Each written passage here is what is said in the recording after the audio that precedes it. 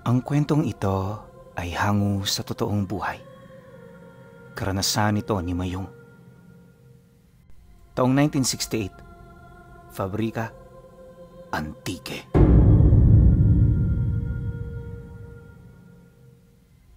Isinilang ako sa isang maliit na baryo.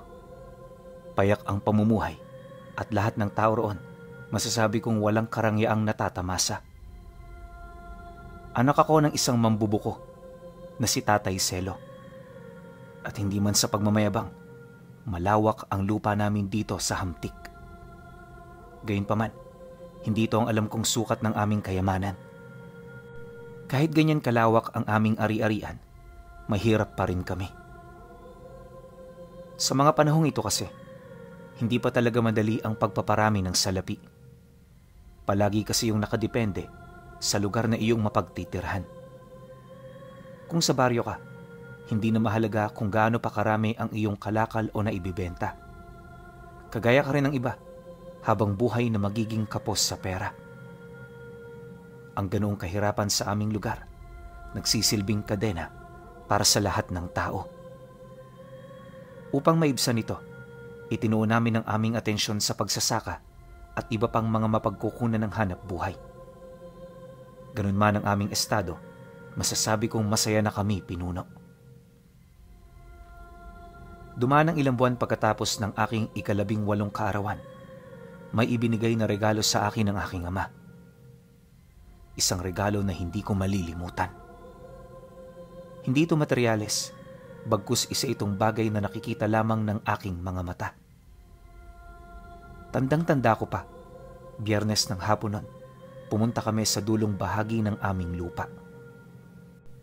Medyo masukal na doon dahil sa hindi ito gaanong nagagapasan ng damo. Nagsisilbi na rin itong ilang para sa mga ligaw na hayop at lugar para sa mga kakilala naming mga ngaso.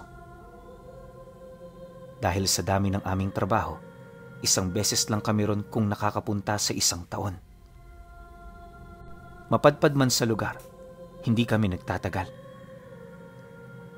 Ang tanging pakay lang kasi namin dito ay ang mga kakao na hitik sa bunga, kalakip ng mga bayabas at iba pang mga bungang kahoy. Lumaki ako pinuno na aminadong itinuring kong isang ordinaryong lugar ang parte ng lupa naming yon. Wala naman kasi doong espesyal kung titingnan. Sa ilang libong beses ko ng pagbalik-balik doon, ni minsan walang kahit na anong bagay ang nakapukaw sa aking atensyon.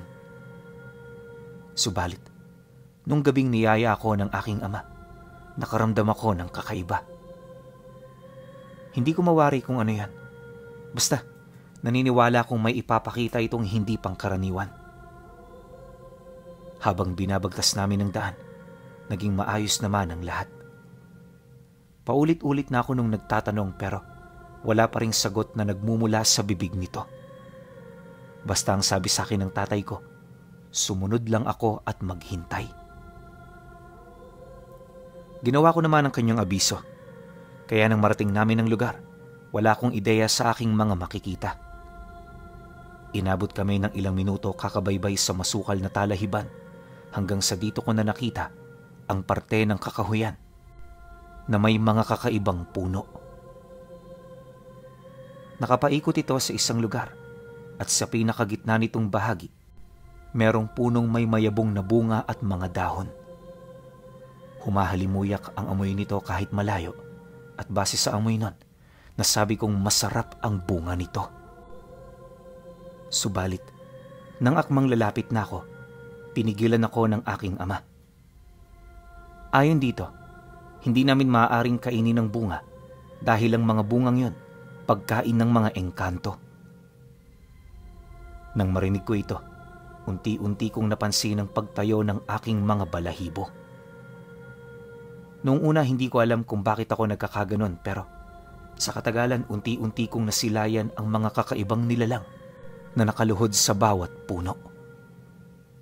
Kagaya natin, may mga bilugan din itong ulo, ngunit kapag tinitigan mo ang kanilang mga katawan, mapapansin mong binubuo sila ng mga galamay na nakakapit sa mga ugat.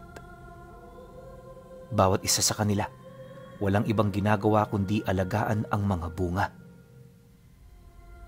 Makikita mo rin sa kanilang mga mukha kung gaano sila kabangis dahil sa mga pangil na nakalabas sa kanilang mga labi. Naninilaw din ang kulay ng kanilang mga mata, kaya kahit sa malayo namumukod tangi ito. Hindi lang yon, palagi rin itong nakamasid sa amin. Animoy binabantayan nito ang kilos na aming gagawin.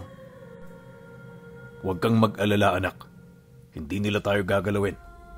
May pahintulot akong pumasok dito, kaya lahat magagawa ko. Basta hindi lang tayo mangiistorbo sa kanilang mga ginagawa. Diwata ng gubat ang naninirahan sa punong yan. At ang mga engkantong nakikita mo, mga manggagawa niyang nag-iingat sa lahat ng mga bunga. Tayo na. Lumapit na tayo sa kanya. Matapos itong mailahad ng tatay ko, agad kaming lumapit. Nung magkaharap na kami, may kinuha itong mga manikang gawa sa kahoy. Sari-sari yon. May lalaki tapos may babae. Nakasuot din ito ng mga damit na siya namang aking ipinagtaka.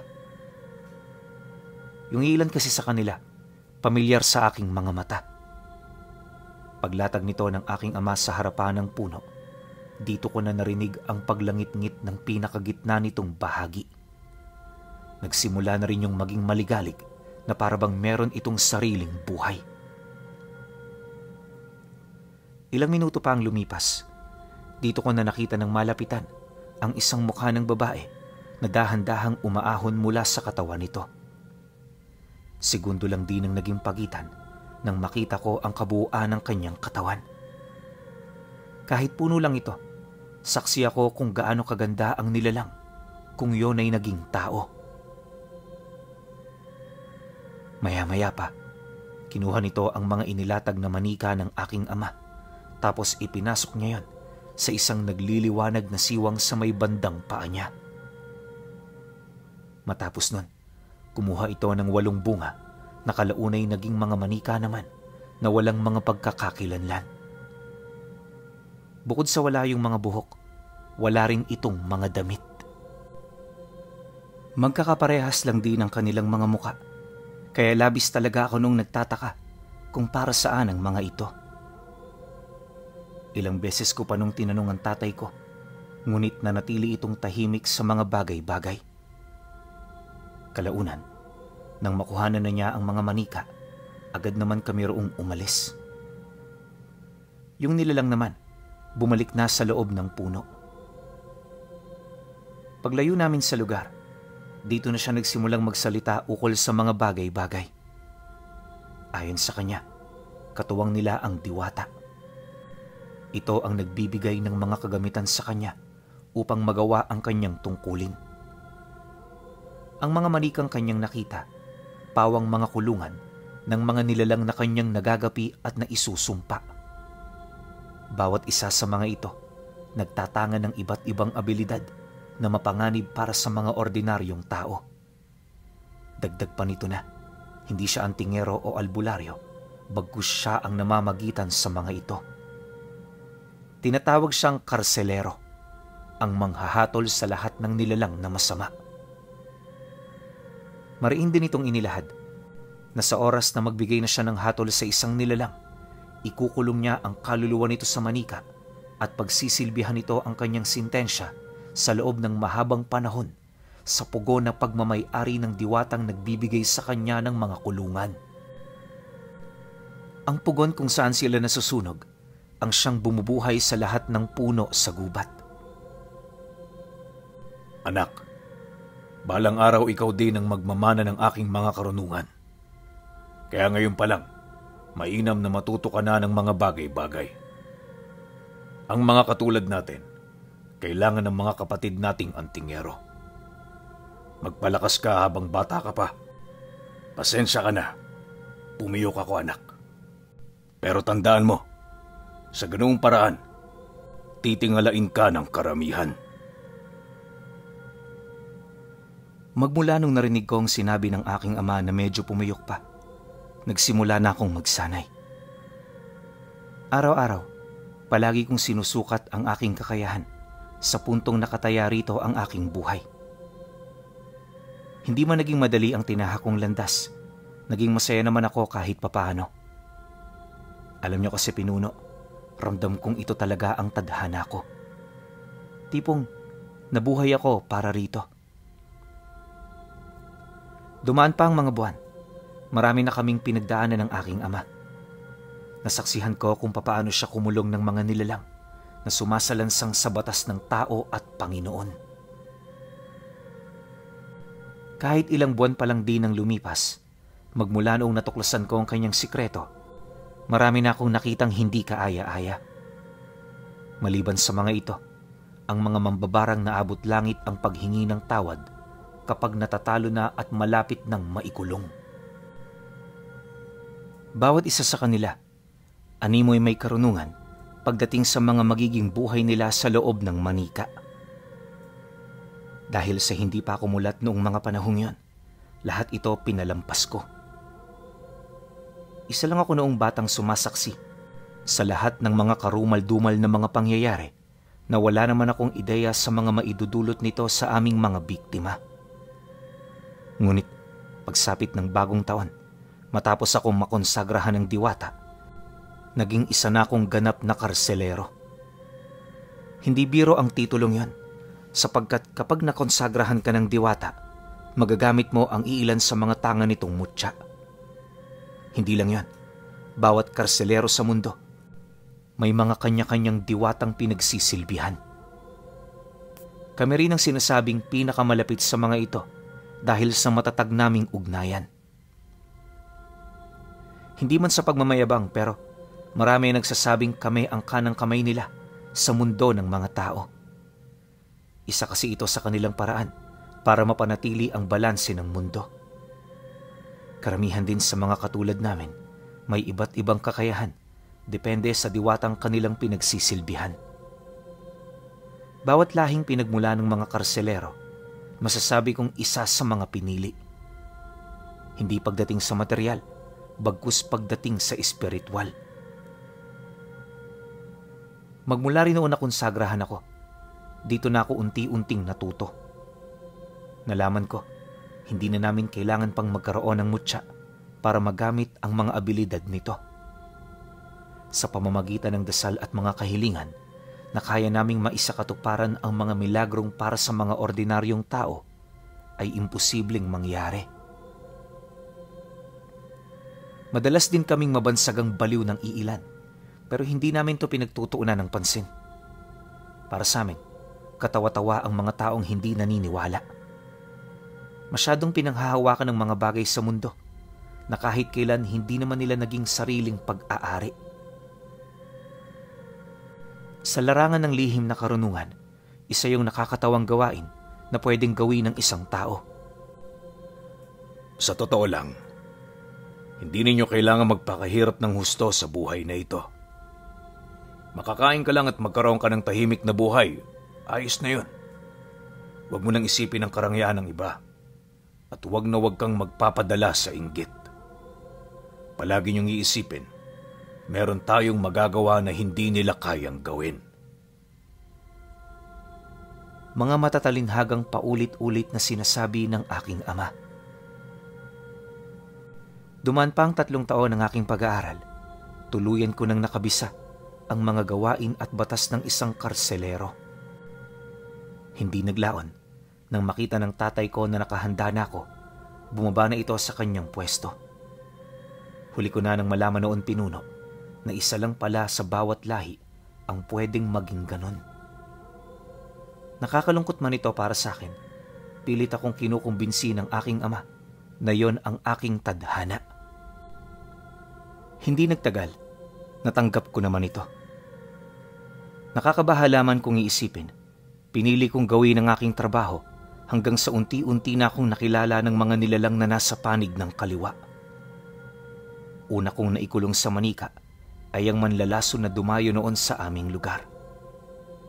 Kasagsagan niyo ng pista, kaya halos hindi napansin ng mga tao ang masama nitong ginagawa. Lahat ng mga nakakainuman at nakakausap nito, palihim nitong tinataniman ng lason. Bagaman hindi gaanong malakas ang aral nito, alam ko na magdudulot ito ng matinding sakit at paghihirap para sa mga biktima.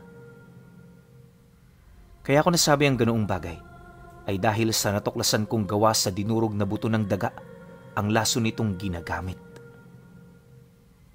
Bibihira yun kung makapatay, pero kapag napabayaan, mas matindi pa ito sa mga malalakas na lason kagaya ng dawog, sagabag at paluha.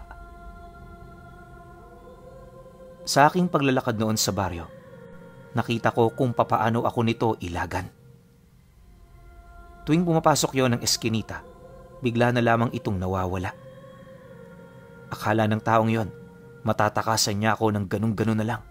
Pero nung napadpad ito ng liwasan, dito na kami nagkaroon ng komprontasyon. Una kong ginawa, nagpakilala ako sa kanya. Inilahad ko kung sino ako at kung ano ang kredibilidad ko para dakpin siya. Nang marinig naman ito ng manlalason, hindi ito sumunod sa nais kong mangyari. Sa halip, sinabuyan ako nito ng abo bago yun kumaripas ng takbo papalayo. Naapektuhan man ang aking paningin, sinikap kong maabutan ng taong yon. Mabuti na lang, wala noong nakialam sa amin, kaya paglabas ko ng liwasan dito ko na siya tuluyang naabutan. Tigal po muna ang ibinato ko, at pagkatapos nun dito ko na siya dali-daling nilapitan. Nagkasagutan kami ng bahagya, at sa sobrang galit ko, hindi ko siya naiwasang sapakin. Halos mapuno ng dugo ang mukha ng taong yon dahil sa bawat paglapat ng aking kamao, sinasabayan ko ito ng dasal. Para mas damarin niya ang pinsala, pinuluputan ko ng rosaryo ang aking kamao bago ito gamitin sa kanya. Sa loob ng ilang minuto ng aming komprontasyon, halos magkanda matay-matay na sa iyak ang taong yon. Paulit-ulit na rin yung nagmakaawa habang nangangakong babawiin niya ang lahat ng itinanim niya. Subalit, dahil sa alam kong imposible itong mangyari, hindi ko yun pinahintulutan. Naniniwala naman kasi ako sa kakayahan ng mga albularyo sa aming lugar, kaya sa halip na patagalin ko pa ang kanyang pagtitiis, dito ko na itinabi sa kanya ang manika kong dala. Upang masigurong hindi ito makakatakas, tinalian ko ito at nilagyan ng busal sa bibig. Nang masiguro kong hindi na yun makakapalag, dito ko na sinimula ng panalangin. Sa bawat pagsambit ko ng buhay na salita, unti-unting gumagapang ang malalaking ugat na nagmumula sa manika. Sa isang kisap mata, bumungad sa aming dalawa ang nilalang na aking tinawag. Ang itsura nito, parang buwaya na may kakayahang maglakad gamit ang dalawang paa. Butas din ang tiyan nito at meron yung doong napakaraming mga ugat na gumagalaw. Paglapit naman ito sa manlalason, niyakap yon ng nilalang bago ito tuluyang mawala. Ang pagkakulong nito, literal na katawang lupa at kaluluwa. Nung ako na kasi ang pumalit sa aking ama, ganun na ang naging panata ko. Hangad kong hindi lang kaluluwa ang magtitiis, bagkus pati na rin ang mga katawan nila. Sa pagkawala ng manlalason, agad namang bumalik sa orihinal na kalagayan ang nilalang na aking tinawag. Matapos nun, kinuha ko ang manika at bumalik na ako sa liwasan. Dumaan pa ang maraming araw, naging madalas ang pagdayo sa amin ng mga nilalang na nasa panig ng kaliwa. Kung hindi mga mangkukulam ang aking mga nakakasalamuha, pawang mga aswang na nagbabalat kayo. Di ko naman inatrasan ng mga ito, lalo pat tungkulin kong maipagtanggol ang aming baryo. Gabi-gabi, habang nagpapahinga ang karamihan, walang patid naman ang aking pakikipagkumbate. Dahil dito, lumalim ng husto ang aking karanasan hanggang sa ituring ko na lamang na mga ordinaryong tao ang mga nilalang. Kung dati, takot akong kaharapin sila, noong mga sandaling yun pakiramdam ko, isang ordinaryong tao lang ang aking kalaban. Bagaman may iilan sa kanila ang may pambihirang lakas, hindi talaga yun nananalo. Dahil sa kalakasan kong yun, inakala kong wala nang makakatalo, pero dumating ang puntong may dumating na isang bantog na espiritista sa aming lugar. Hindi lang yun bastang espiritista. Sa kadahilanang nung magkaharap kami, naramdaman ko ang dugo ng gabunang nananalaytay sa kalooban niya. Napansin ko ring wala yung takot sa akin, kaya sa kauna-unahang pagkakataon, nakaramdam ako ng pag-alangan at sindak. Nung una kaming magkita ng matandang yon, wala talaga akong nagawa. Hinintay ko lang siyang umalis at nung makalayo na ito, dali-dali na akong bumalik sa aming bahay. Pagkabahagi ko nito sa aking ama, dito ko na napag-alaman na maaaring si Soplinyo ang aking kaharap. Base kasi sa aking paglalarawan, yun lang ang naisip na tao ng tatay ko na pasok sa ganoong katangian.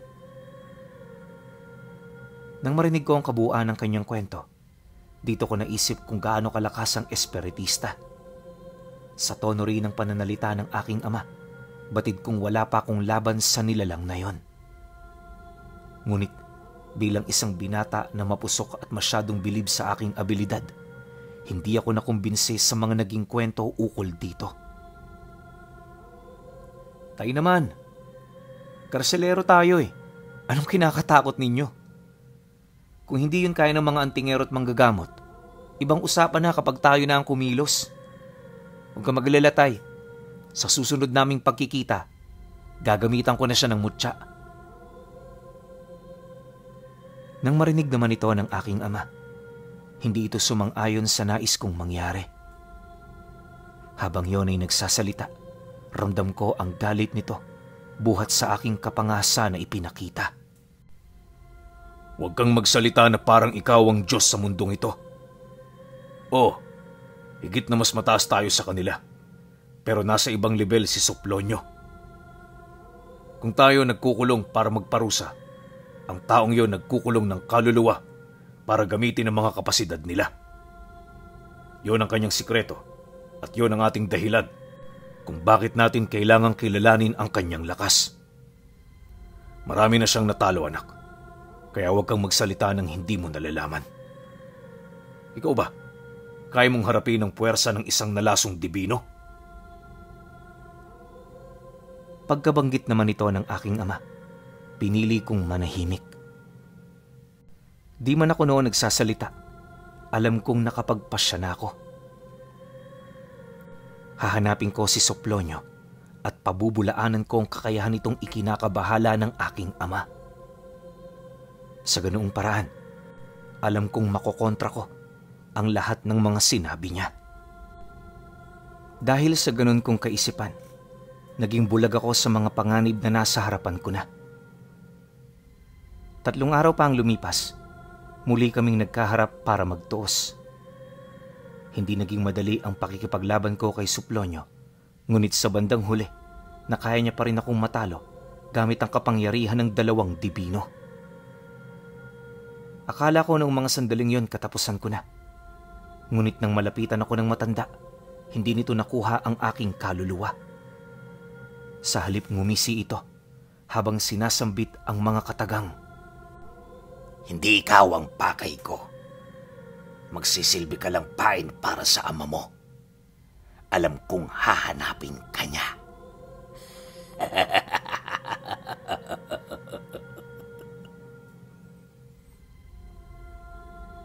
Matapos nitong makapagsalita, doon na kami nagsimulang maglakbay hanggang sa marating na namin ang isang masukal na lugar na merong mga abandonadong bahay. Pagpasok ko noon sa silid, yun na ang huling pagkakataong nakasilay ako ng liwanag ng araw.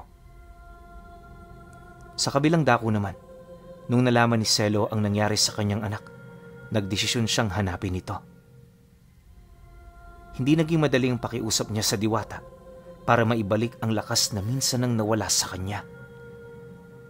Ang kaso lang, mariin itong ipinagbawal ng mga diwata kaya hindi naging madali ang pagmamakaawa niya. Para lamang pakinggan si Selo, marami siyang ginawang hindi kaaya-aya noon sa gubat. May mga nilalang din siyang kinausap hanggang sa kalaunay nagdesisyon na ang diwata na siya ay pagbigyan. Nang marinig naman yon ng ama ni Mayong, abot langit ang naging tuwa nito. Subalit, bago nila simula ng ritual sa pagbabalik ng kanyang abilidad, Mariin siya nitong inabisuhan ukol sa naghihintay nitong kapalit. Para manumbalik ang kanyang lakas, kinakailangan nitong tapyasan ang kapangyarihan ng kanyang anak.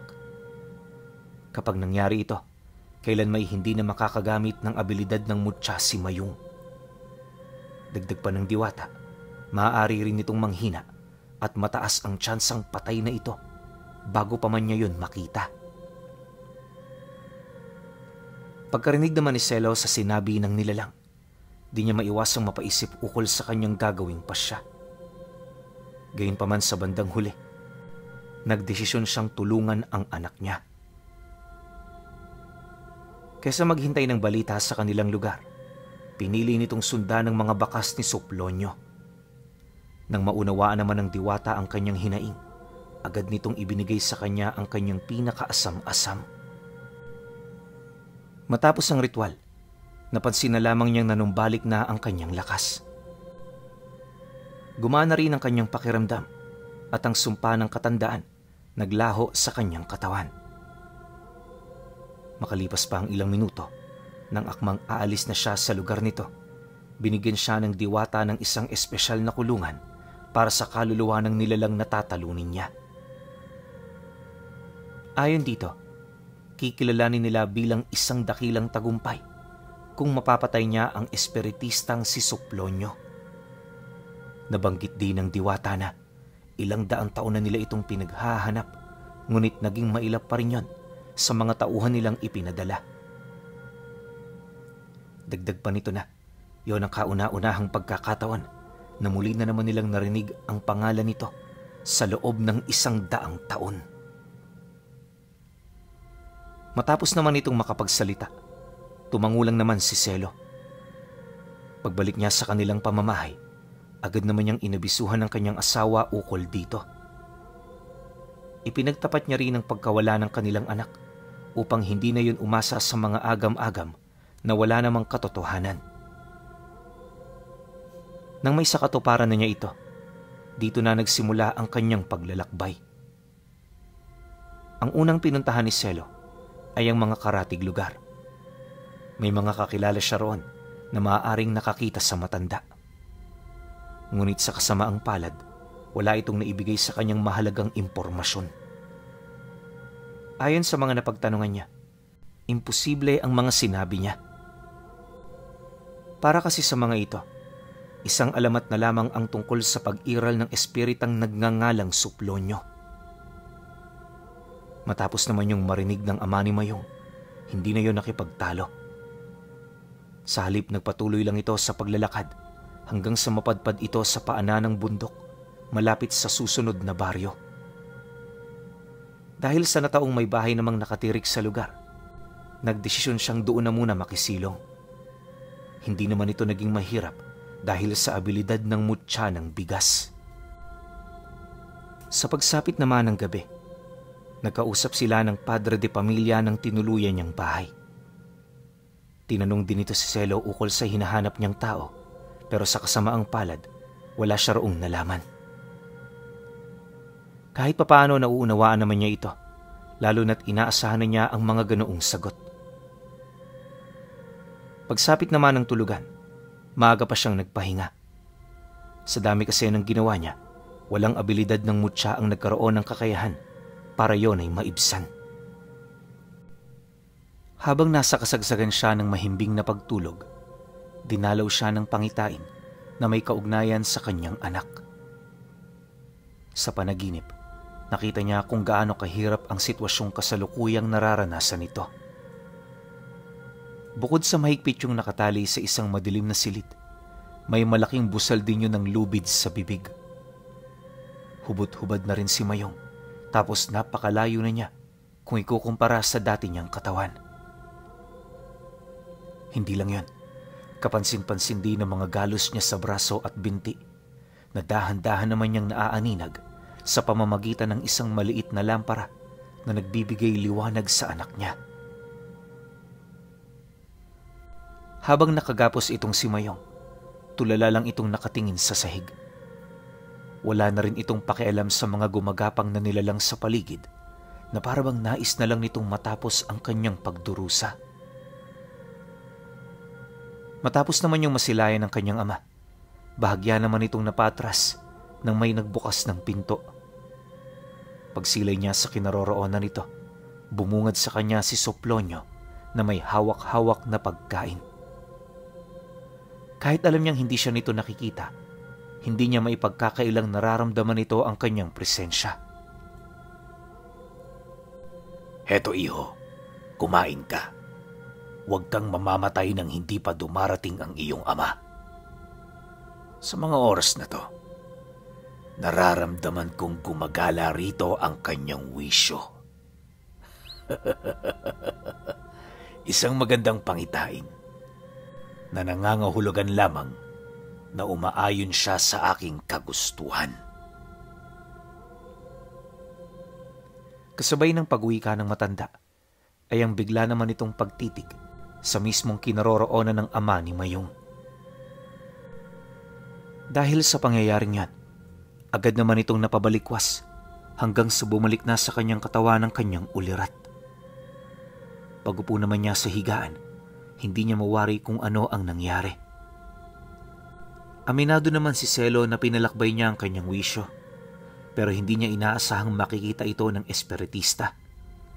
Marahil ay gumamit ito ng abilidad ng alipin itong dibino upang matunto ng kanyang kinaroroonan. Makalipas pa ang ilang minuto, minabuti naman niyang pumanhik sa sala. Dala ng takot sa kanyang mga nakita, halos buong magdamag na siyang hindi nakapagpahinga. Pagpatak naman ng sumunod na araw, agad naman siyang naglakbay. Bago siya umalis, taos-puso ang kanyang pasasalamat sa taong nagpatuloy sa kanya.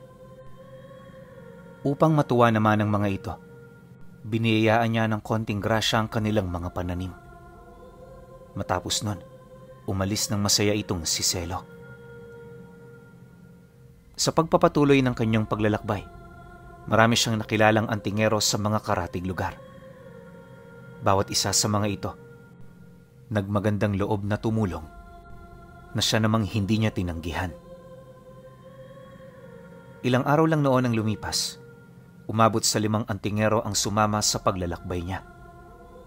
Bawat isa sa mga ito, merong mabigat na dahilan kung bakit sila tumulong. Ayon dito, kabilang sila sa mga pamilyang kinuhanan ng kamag-anak ni Soplonyo. Katunayan, matagal na silang naghihintay para sa pagdating ng karselero na mamumuno sa misyong nais nilang gawin. Dagdag pa ng mga ito na nakahanda silang gawin ng lahat para lamang makuha ang paghihigante na matagal na nilang inaasam. Matapos namang marinig ni Selo ang kwento ng bawat isa, yun na ang pinanghawakan niya para pagkatiwalaan ang mga ito. Sa loob ng ilang linggong paglalakbay, marami silang nakasalamuhang iba't ibang mga nilalang. Kadalasan, tumitigil lamang sila noon sa isang baryo kapag may mga aswang na nananalasa dito. Yon ang malimit nilang pinapaslang dahil sa alam nilang ito ang pinakamapaminsala sa lahat ng mga nilalang na nasa panig ng kaliwa. Hindi naglaon nang marating nila ang isang malawak na kabundukan. Dito na sila nagsimulang maghanap. Base sa kanilang mga agam-agam, isa sa mga liblib na lugar na naroroon ang sinasabing kaharian ni Soplonyo. Hindi rin ito napupuntahan ng mga tao, kaya inaasahan nilang matatagpuan nila ito sa pinakapuso ng kabundukan. Sa bukana pa lamang ng lugar, marami nang sumalubong sa kanila ng mga hindi kaaya-ayang nilalang. Ayon nga kay Selo na, sa pagtungtong nila noon sa paanan ng unang bundok, may mga humarang sa kanilang mga bandido. Sa unang tingin, alam nilang hindi yun mga pangkaraniwang tao, kaya nagdesisyon silang makipagnegosasyon. Para kasi hindi mabulilyaso ang kanilang plano, kinakailangan nilang umiwas sa lahat ng gulo. Ang kaso lang, nang marinig ito ng pinuno ng mga bandido, muli sila nitong pinaalalahanan na ang tanging paraan para masunod ang kanilang nais ay ang pag-alis nila sa lugar. Mariin din itong inilahad, nakahanda silang ipagtanggol ang kanilang lupain kung ito ay kinakailangan. Nang marinig naman ni Selo ang sinabi ng nilalang, paisa-isa naman niyang tiningnan ang kanyang mga kasama habang nag-iisip ng kasagutan. Pagbaling naman niya ng paningin sa kinaroroonan nito, matapang naman siyang tumutol sa nais nitong mangyari. Malayo na ang nilakbay namin para makarating dito. Hindi kami papayag na masayang ang aming mga sakripisyo. Ngayon, kung yan talaga ang gusto ninyo, ihanda niyo ang inyong mga sarili. Pagkasambit naman niya ng mga katagang yan, agad naman niyang binato ito ng tigalpo ng San Benito, sabay hugot ng sundang na nakasukbit sa kanyang tagiliran. Pagsilay naman ng mga kasama niya sa ginawa niyang pagsugod, nagmamadali naman yung sumunod hanggang sa sumiklab na ang paglalaban sa lugar. Dahil sa bilis ng kanilang pag-atake, nagawa ni Selo na mapatay ang pinuno ng mga ito. Hindi na iyon nagkaroon ng pagkakataong makapagpalit anyo, gawa ng masyadong malakas ang tumamang tigalpo sa katawan nito. Gayunpaman, kahit napaslang na niya ang nilalang, hindi ito naging hadlang para sa mga kasamahan niya upang makapagpalit ng anyo. Pagsiatungal naman ng mga bandidong nasa 16 ang bilang, pansamantala namang binalot ng kadiliman ng buong paligid. Nang mapagtanto naman yon ng kanyang mga kasamahan, agad naman itong umatras pabalik sa kinaroroonan ng kanyang mga kasama. Ilang minuto rin silang nagmasid at nakiramdam hanggang sa bumungad sa kanila ang mga taong hubot-hubat tapos walang kahit isang balahibo sa katawan. May kahabaan din ng mga baluktot nitong kamay na may matatalas na mga kuko at mahahabang mga daliri. Nakaharap din sa langit ang kanilang mga katawan, tapos ang mga ulo nila parang nakatingala kung titingnan. Yung mga braso at binti naman nila nakabaliktad sa orihinal nitong posisyon. Dahil sa ganong estado ng mga ito, medyo nakaramdam naman ng pagkabahala ang pangkat nila Selo. Ang mga ganoong uri ng nilalang kasi, hindi nalalayo sa mga taong biktima ng sapi. Aminado rin silang malayo ito sa mga aswang na kanilang nakakalaban, dahilan para magdulot ito ng panganib at alalahanin. Ngunit sa kabila nito, wala sa kanilang mga isip ang umatras. Wala mang ideya sa mga nilalang na kanilang kinakaharap. Matapang nilang hinawakan ng mahigpit ang kanilang mga sandata habang naghihintay ng hudyat. Pagsigaw naman ni Selo, sama-sama namang lumusob ang mga ito. Ang mga nilalang naman, mabilis ding sumalubong sa kanila hanggang sa muling sumiklab ang paglalaban sa pagitan ng mga panig. Upang mapanatili ang kanilang kalamangan, gumamit na sila noon ng mga lihim na karunungan. Hindi rin nag-alangan pang humiling ng dagdag lakas ang mga kasamahan niya sa mga mutya at agimat nitong dala. Makalipas pa ang kalahating oras, dito nila nasubok ang lakas ng mga kabal at depensa ng mga ito. Makailang beses man nila yung batuhin ng tigalpo at mga pamako, patuloy itong nakakawala. Dahil dito, agad namang nagbaba ng utos si Selo na lagyan ng dala nilang langis ang mga sandata nila bago nila ito lapatan ng usal. May kutob kasi siyang gumagamit ng kakaibang poderang mga aswang na siya namang nagpapahina sa kanilang mga abilidad. Matapos naman niya itong mailahad, agad naman siyang humingi ng tulong sa diwata. Pag sa katuparan naman niya nito, humingi siya ng kakayahan ng 2 mutya. Mutya ng kampana at ngipin ng kalabaw ang naisip niyang gamitin. Dahil sa alam niyang nakatuon sa pisikal na lakas at depensa ang kakayahan ng mga kalaban nila. Dagdag pa niya na hindi basta-bastang aswang ang mga kaharap nila, kaya kailangan nila itong pagtuunan ng pansin. Nang marinig naman yon ng mga antingero, walang pagdadalawang isip nitong sinunod ang kanyang payo. Upang hindi sila magipit ng kanilang mga kalaban, pinili nilang huwag maghiwa-hiwalay nang sa gayoy magkaroon ng pagkakataon ng isa sa kanila na mapag-aralan ang mga kilos ng kanilang kalaban. Sa kanilang pagmamasid, nakita nila kung gaano kalakas at kahusay ang ama ni Mayong pagdating sa kombate. Bagaman alam nilang kargado ito ng mutya, hindi pa rin nila maiwasang mabilib sa ipinapamalas nitong kahusayan pagdating sa pisikal na kombate. Sa loob ng ilang minutong pakikipaglaban nito, nakita nila kung papaano nito mapangibabawan ang lahat ng nilalang na nasa paligid. Hindi naglaon. May nadakip na isa itong si Selo. Kaya niya yun nakuha ay dahil sa pinsalang tinamo nito noong nagpang-abot silang dalawa. Inakala kasi ng nilalang na kaya siya nitong labanan ng mano-mano, subalit nabigo siya. Dahil sa kanyang kabiguan, naputulan siya ng binte at kaliwang braso. Akmang gagapang pa ito papalayo nang biglang tinuhog yun ni Selo sa may parting dibdib nito. Sa sobrang lakas ng kanyang pagkakasaksak, tumagos sa kabilang bahagi ang dulo ng dala niyang sundang. Di pa siya nakontento. Pilit niya pa yung binaon bago niya ito tuluyang kaladkarin papalayo. Nang masipat naman yon ng mga kasamahan niya, nagmamadali naman itong lumapit sa kanya. Ngunit nang mapansin niya ang balak ng mga ito, hindi na siya nagdalawang isip pa na kunin ang nilalang para gawing bihag at panakot sa iba pa nitong mga kasama. Matapos niya itong gawin, pansamantalang nagkaroon ng katahimikan ang lugar. Naantala rin ang kanilang pagbubuno na siya namang naging daan para makabalik siya sa kinaroroonan ng kanyang mga kasama.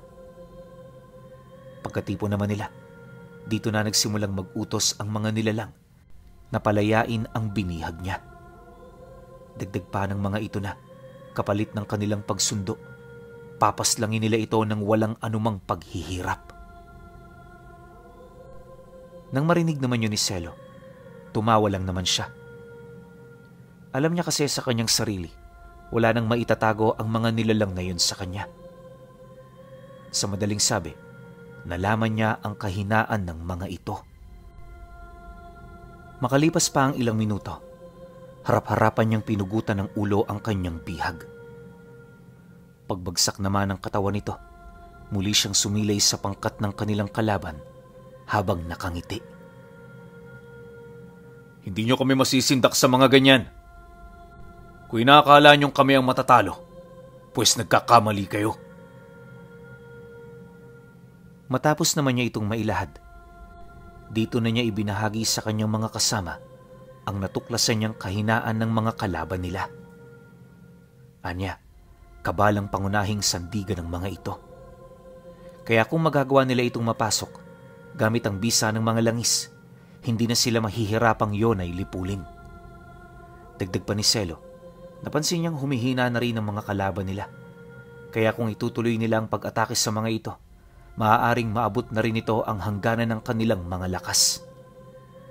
Mariin din niyang inilahad, malapit na nilang makuha ang rurok ng tagumpay. Dahil sa kanyang sinabi, walang patid naman ang paghihiyawan ng kanyang mga kasama. Ang mga katagang yon ang nagbigay pag-asa sa mga ito, na siya namang naging daan para muli siyang magkaroon ng lakas ng loob na makipaglaban.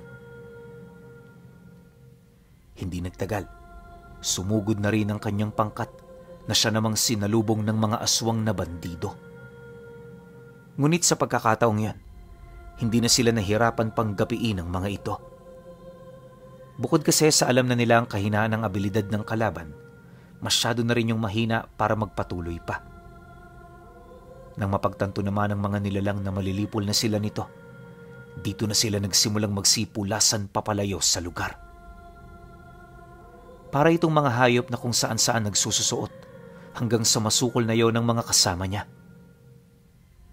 Matapos nila itong mapaslang, minabuti naman nilang magpahinga sa tabi ng nasusunog nitong bangkay. Bagaman magsasayang sila roon ng oras, alam nilang obligado sila na gawin ito. Pagtungtong naman ng gabi, muling umusad ang pangkat. Napakadiliman sa lugar na kanilang dinaraanan, hindi sila natinag. Sa pagsapit naman ng hating gabi, muling nagpahinga ang grupo sa kabilang parte ng bundok. Malawak na ilang ang bumungad sa kanila roon, kaya nagkaroon sila ng salitan ng pagbabantay. Ramdam na rin nila ang mga nilalang na nagmamasid sa paligid, dahilan para maging maingat sila sa kanilang mga kinikilos. Marami man ang mga banta, hindi sila gaanong nababahala sa kadahilan ng nakahanda naman ng grupo sa lahat ng uri ng pagsalakay. Kalaunan, pagtungtong naman ang oras ng pagbabantay nila Selo, dito na nila sinimula ng pag-iikot sa buong paligid. Para naman hindi maburyong ang mga nagbabantay, nagkasundo na sila na magkaroon ng kasama. Naging pabor naman yun sa ama ni Mayong, lalo pat siya ang tipo ng taong maantukin at madaling mabaling sa ibang bagay ang atensyon. Sa kasagsagan ng paglilibot nila sa paligid, marami silang napag-usapan ukol kay Suplonyo. Ayon sa kasama niya, malalim ang galit niya sa taong yon dahil ito ang naging mitya ng pagkamatay ng kanyang mga magulang. Magmula noong nakilala niya ang salarin, ipinangako niya sa kanyang sarili na hinding-hindi siya titigil hanggat hindi yun namamatay. Nang marinig naman niya ang sinabi nito, ramdam niya ang dedikasyon at hangarin ng taong yon. Upang hindi naman ito mabiktima ni Suplonyo, inilahad niya na hindi yun ang tipo ng taong basta-basta na lamang nilang mapaghihigantihan. Likas na makapangyarihan si Suplonyo, kaya kapag kaharap na nila ito, kinakailangan talaga nilang mag-ingat. Pagtatapat pa niya na, kahit siya may malalim na galit sa taong yon, ngunit pinipili niya itong isang tabi, alang-alang sa kanyang mga nais mangyari. Palagi mong tandaan, sarili natin ang ating kalaban. Huwag kang magpapadaig sa galit dahil yan ang wawasak sa iyong sarili. Magtatagumpay tayo. Manalig ka. Pagkasambit naman niya ng mga katagang yan, agad naman niyang binilisan ang kanyang paglalakad hanggang sa makabalik na sila sa kinaroroonan ng kanilang mga kasama na nagpapahinga pa. Ngunit, nang akmang malapit na sila sa lugar na kinaroroonan ng mga ito, may nasipat silang mga nilalang na unti-unti roong pumapalibot. Meron itong itinatarak na kakaibang bagay sa katawan ng kanilang mga kasama, kaya nung makita nila ito, agad naman nila itong itinaboy. Pagsugod naman dito nila Selo, dali-dali naman yung nagsipulasan habang humahagik-gik. Maya-maya pa, bigla itong naglaho nang nagtago yon sa madidilim na bahagi ng mga puno. Sa isang iglap, nanumbalik ang katahimikan sa buong paligid. Ang tanging naririnig na lang nila noong mga oras na yan ay ang hagik-gik ng mga nilalang na nambiktima sa kanilang mga kasama. Dala naman ang kanilang pag-aalala, agad naman nila itong sinubukang tulungan, ngunit sa kasamaang palad naging bigo sila. Kahit anong usal kasi ang gamitin nila noong mga oras na yan, wala itong kakayahan na hugutin ang mga itim na baging na nakatarak sa mga ugat nung nagpapahinga. Sinubukan din nila itong gisingin pero masyadong malalim ang tulog ng mga ito. Dahil sa ganoong pangyayari, wala nang nagawa sila Selo kundi ang gumawa ng kagamitan para pasanin ang mga ito. Dahil sa 4 noon ng biktima, napilitan silang pasanin ng 2 habang pinagtutulungan ng 2 pa. Ang ganoong sitwasyon ang mas lalong nagpahirap sa kanilang paglalakbay. Umaga na rin nang nagising ang 4 at base sa estado ng mga ito, parang wala itong kaide-ideya sa mga nangyari.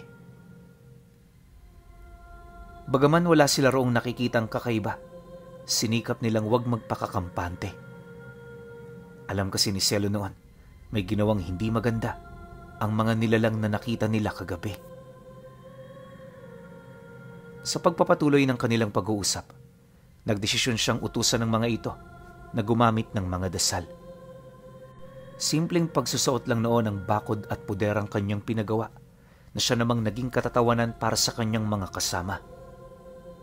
Noong una, pinagdidiskitahan pa siya ng mga ito pero pagsambit naman nila ng mga kataga, bigla na lamang silang nawalan ng boses at kalaunay naging mga pipi. Pilit sinusubukan ng mga itong magsambit pero Wala talagang lumalabas sa kanilang mga bibig. Ultimo pag-usal na gamit lamang ang isip, napakahirap sa kanilang gawin. Hindi lang yan, bigo na rin silang mahawakan ng kanilang mga karga, ni mga gamit kapag nakikipaglaban sila. Nang mapagtanto naman yun ng kanyang mga kasama, bumalot ang matinding takot sa mukha ng mga ito. Di man yun makapagsalita, alam ni Selo na nababahala na ito sa kanilang mga kalagayan. Dahil sa mga nangyari, nagdesisyon ng apat na bumalik sa baryo. Subalit, nang marinig niya ang abiso nito, hindi niya yun pinahintulutan. Kung babalik kayo, parang ginusto niyo na rin magpakamatay.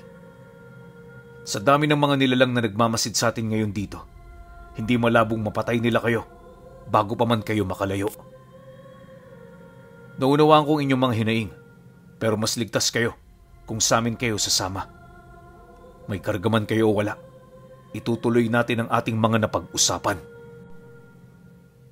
Matapos naman niya itong mailahad, agad naman niya itong inabisuhan na kumuha ng almusal. Nang makakain na sila, agad naman silang umusad patungo sa bundok na kinukutoban nilang tirahan ni Suplonyo. Ilang araw pa ang lumipas, mas lalong dumami ang mga nilalang na nakakalaban nila tuwing gabi. Nakakaramdam na rin sila noon ng presensya ng mga mangkukulam at mambabarang, kaya doble ingat na sila noong humawak sa mga bagay na kanilang nakikita kung saan-saan. Alam kasi nilang mapanlinlang ang mga ito, kaya hindi malabong maisahan sila nito kung hindi nila tatalasan ang kanilang mga mata. Mabuti na lang, sinunod ng mga kasama niya ang abiso niya, kaya walang nangyari sa grupo nila. Hindi na rin sila noon nagkaroon ng aberya, hanggang sa makarating na sila sa mismong pugad ng nilalang na kanilang hinahanap. Sa isang liblib na parte ng bundok, naroon ang isang bahay na animoy matagal na panahon nang inabandona. Kahit luma at malapit ng gumuho, hindi nila maipagkakaila ang ganda nito. Bukod sa 3 palapagang bahay, gawa rin sa mamahaling kahoy ang bawat materyales na ginamit dito. Halos hindi nga nila inaasahan na may ganun sa lugar na yon, kaya nung una nila itong nakita, nagdulot talaga ito ng matinding pagkamangha. Habang binabagtas naman nila ang daan papalapit, unti-unti nilang napapansin ang mga uwak na nakadapo sa mga sanga ng puno. Sa ibabaw din ng mansyon, may mga uwak na umiikot, indikasyon na merong nakatirang nilalang sa loob na nagmamay-ari sa mga ito. Ilang minuto pa ang lumipas, laking gulat na lamang ni Selo nang biglang bumukas ang malaking pinto nito. Pagsilay naman nila sa loob, dito nila nakita ang isang matanda na nakatayo sa gitnang bahagi.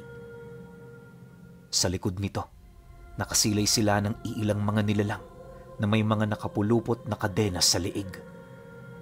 Nanlilisik din ang mapupula nitong mga mata at sa estado nito parang naahana yon sa malakas na uri ng mga engkanto. Maya-maya pa, nang magkatitigan na sila ni Suplonyo, dito na ito nagsimulang maglakad papalapit.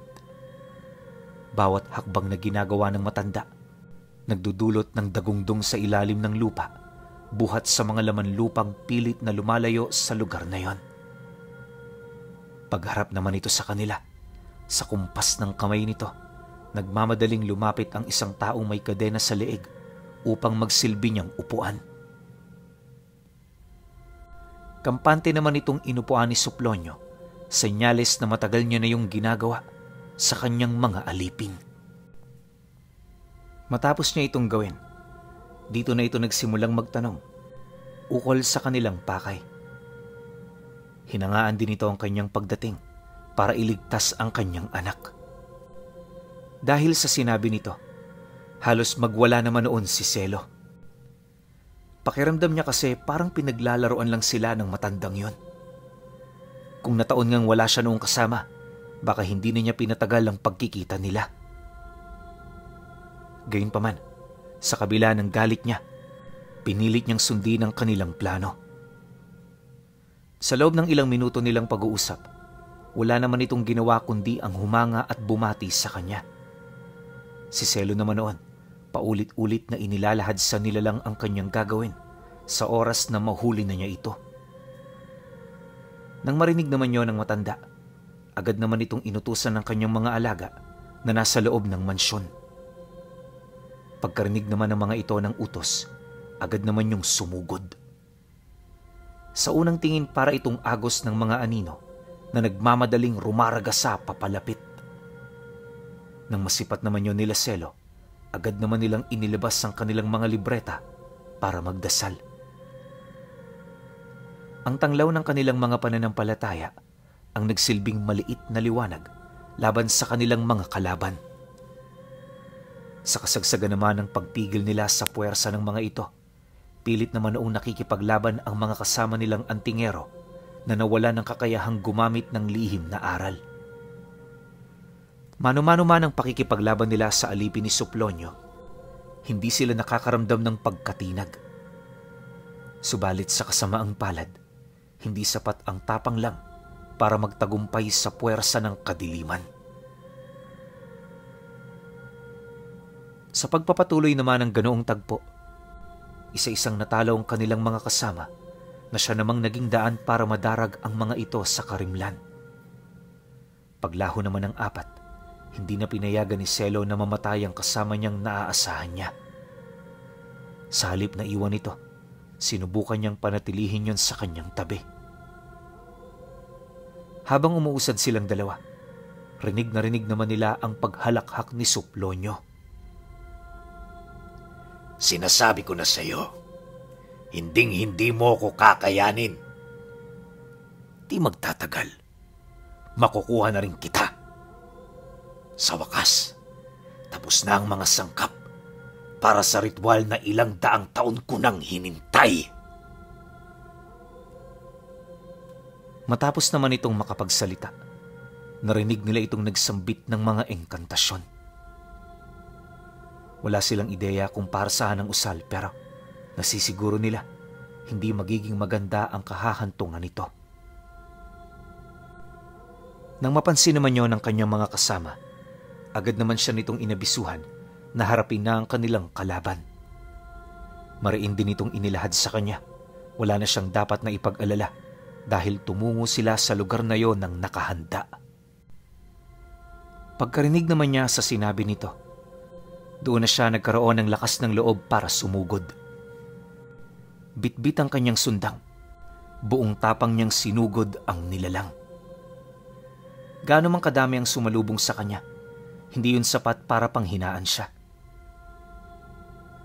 Makalipas pa ang ilang minuto, narating na nga ni Selo ang kinaroroonan ng matanda. Pagharap naman nilang dalawa, agad naman niya itong inunahan.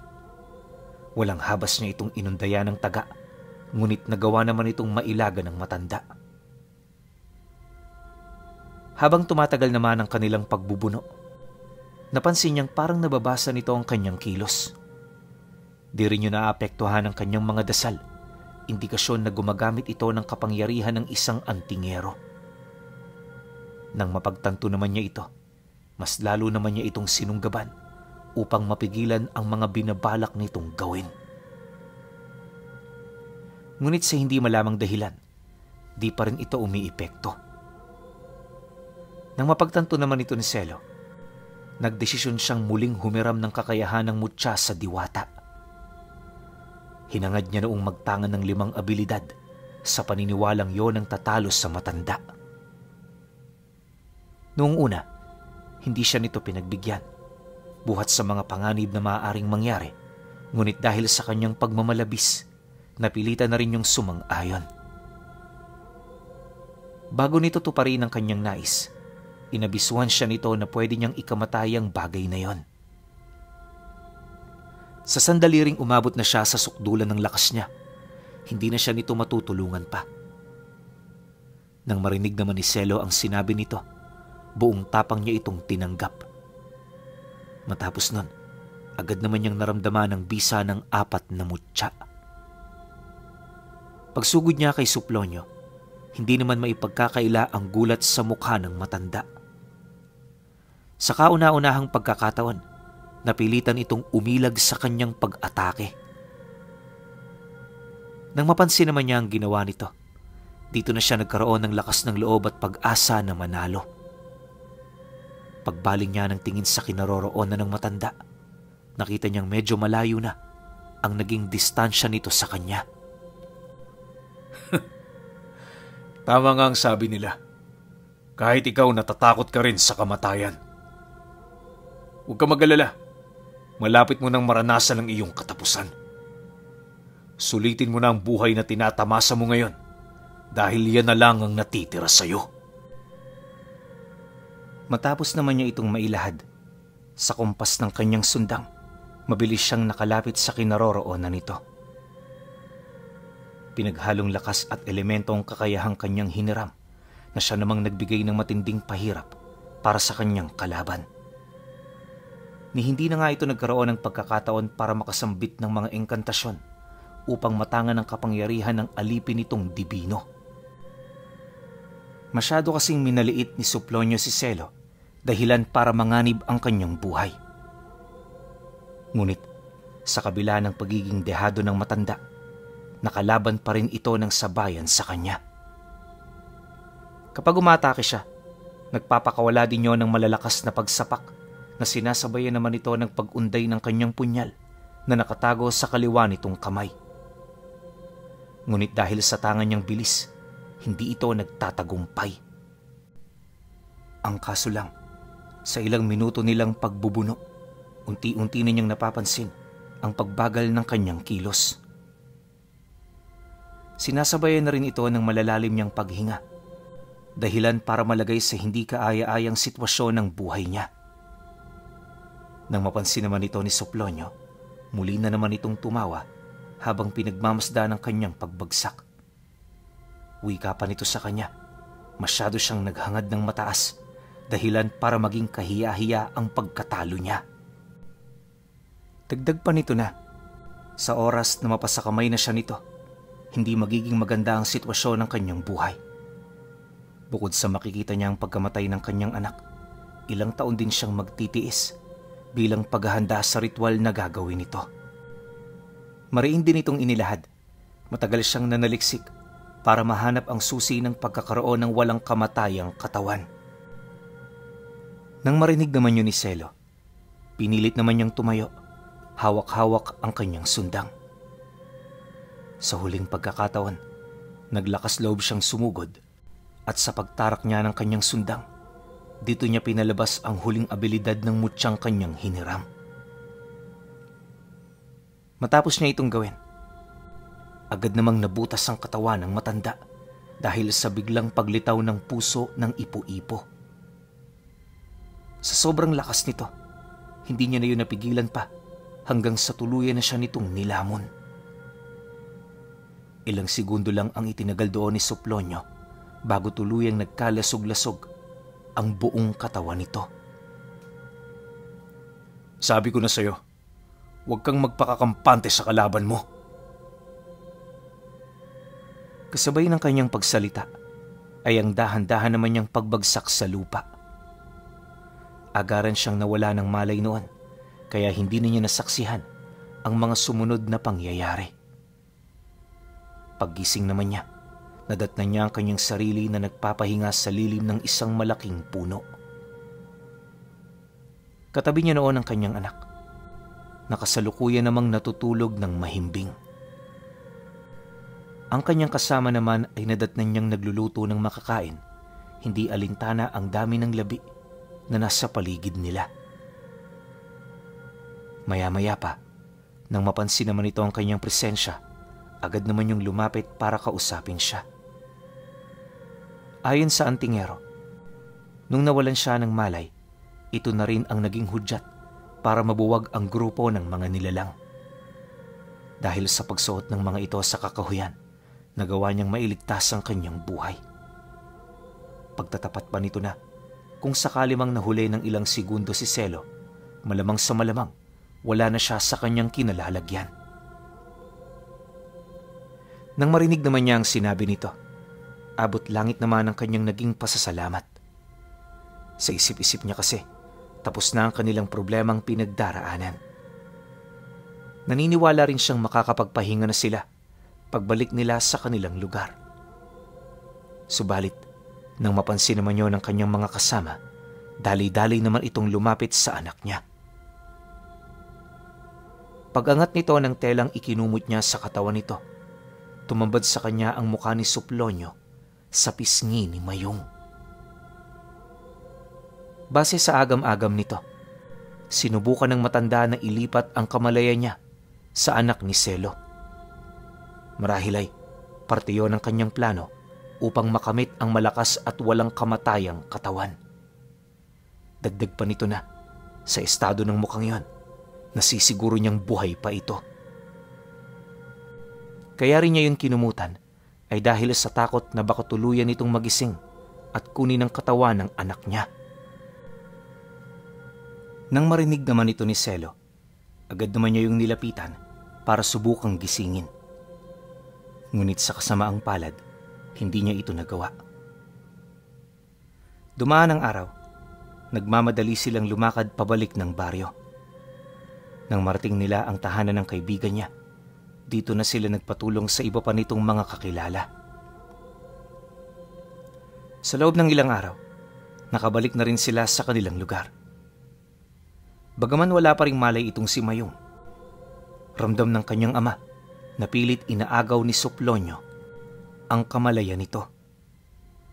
Mabilis din ang paglaki ng muka na siya namang labis niya noong ikinabahala. Hindi naglaon nang masubukan na niya ang lahat ng gamot. Dito niya napagtantong walang lunas ang maaaring pumigil sa sakit ni Mayong. Halos naubos na rin ng mga taong pwede niyang malapitan, kaya dala ng matinding takot at pag-aalala, nagdesisyon siyang dalhin ito sa lugar kung saan naninirahan ang pinagsisilbihan nilang diwata. Nang makausap ito ng aking ama, nalaman niyang kaya ko nitong pagalingin. Alam niyo, pinuno, nanatili ako sa loob ng punong yon ng 2 taon. Sa mga panahong yon wala akong malay, at ang tanging bumubuhay sa akin ay ang matyagang pagbisita roon ng aking ama para ako'y mabigyan ng pagkain. Likido lang noon ang ipinapasok sa katawan ko at sa tulong na rin ng diwata napabuti ang aking kalagayan. Matapos ang 2 taon, nagising ako mula sa napakahabang panaginip. Pakiramdam ko nun, 1 araw lang akong nawala, pero matapos kong marinig ang kwento ng aking ama, dito ko nalaman ang totoo. Lahat ng pinagdaanan nila para mailigtas ako, inilahad niya sa akin. Lubos ko naman yung ipinagpasalamat, gawa ng kahit papaano'y nakikita ko ang kanyang pagmamahal. Yun nga lang, para mabuhay ako, kailangan kong talikuran ng aking aral na minsang tinangan. Taus-puso ko tong tinanggap, at nung lumaki ang aking kapatid, siya ang nagtangan ng karunungan ng aking ama. Masaya naman ako para sa kanya dahil nakita ko ang kanyang dedikasyon sa larangang tinatahak niya. May mga pagsisisi man akong nararamdaman, hindi ko na ito pinagtuunan ng pansin. Habang tumatagal kasing iniisip ko ito, mas lalo lang din akong nakakaramdam ng sakit at panghihinayang. Lumipas pa ang mga taon. Nagdesisyon akong bumuo ng sarili kong pamilya. Ikinatuwa naman yon ng aking ama, gawa ng alam nito na yon ang magiging simula ng pagbabago ng buhay ko. Habang abala ko sa paghahanap buhay, naging matunog ang pangalan ng aking kapatid. Sa halip na kainggitan, sinuportahan ko ang kanyang mga tagumpay. Yun lang kasi ang maitutulong ko sa kanya. Lalo pat isa na lang akong pangkaraniwang tao. Ngayong pangkasalukuyang panahon, karselero pa rin ang aking kapatid. Yung padre de pamilya namin, kakapanaw lang nung nakaraang buwan. Hanggang dito na lang ako, pinuno.